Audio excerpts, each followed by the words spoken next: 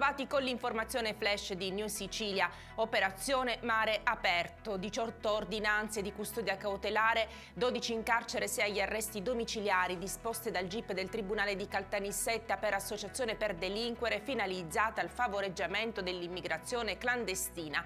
L'organizzazione criminale sarebbe stata promossa da un uomo ed una donna tunisini che gestivano i trasferimenti degli scafisti da casa a Niscemi. Colpiscono con calci e pugni un uomo di 33 anni in via Ruggero VII a Palermo per rubargli il cellulare. Sono un 18enne e un 26enne senza fissa dimora individuati dai carabinieri. La rapina è accaduta lo scorso 8 novembre, di sera. La vittima è ricoverata in ospedale con una prognosi di 10 giorni.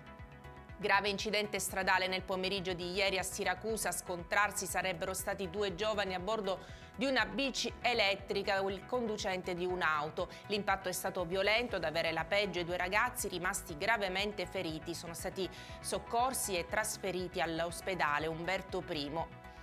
Sgomberata ieri sera una intera palazzina nel cuore del centro storico di Ortigia, in provincia di Siracusa. Lo stabile in via Cavour è stato interessato dalla caduta di una lastra di marmo, a seguito della quale sono intervenuti sul posto i vigili del fuoco, che hanno riscontrato un problema statico e dichiarato necessità di sgombero.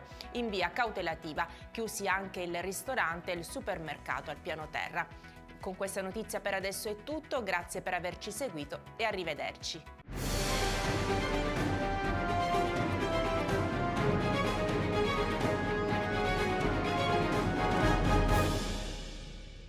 Procar, centro assistenza autorizzato BMW e Mini, adesso anche BMW Motorrad, via George Marshall 7, Mister Bianco, Catania.